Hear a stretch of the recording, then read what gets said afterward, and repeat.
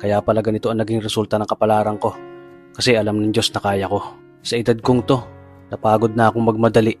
Kaya lahat ng ginagawa ko ngayon, ini-enjoy ko na lang. Siguro sa dami na rin ng aking pinagdaanan, napagtanto ko na ang buhay ay mas malawak at mas mahiwaga pa sa mga problemang dumarating sa buhay natin. Tumatanda na tayo, baka sa kakahabol natin sa masagana at maayos na buhay, ay hindi na natin nai-enjoy ang buhay. Baka nabubuhay na lang tayo dahil nape-pressure tayo sa sasabihin ng ibang tao. Marami na rin akong mga naging maling desisyon sa buhay, pero lahat yun nagsilbing aral sa akin at natuto ako sa mga pagkakamali ko.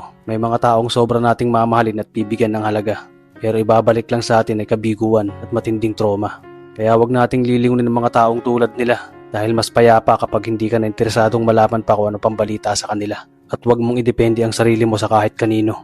Tandaan mo, kahit sarili mong anino, iiwan ka din nito kapag madilim na ang paligid mo. Kailangan natin matutunan na huwag ikumpara ang sarili natin sa iba dahil hindi natin laban ang laban nila. Karera mo to, di nila karera. Dahil ang buhay ay hindi naman nasusukat sa kung sino ang mayaman, kundi kung sino ang payapa. Kaya galingan mo lang palagi tol dahil napakaraming tao mapanghusga, tihilahin ka pababa. At lagi mo tong tatandaan na makakatanggap ka lang ng papuri mula sa kanila kapag patay ka na.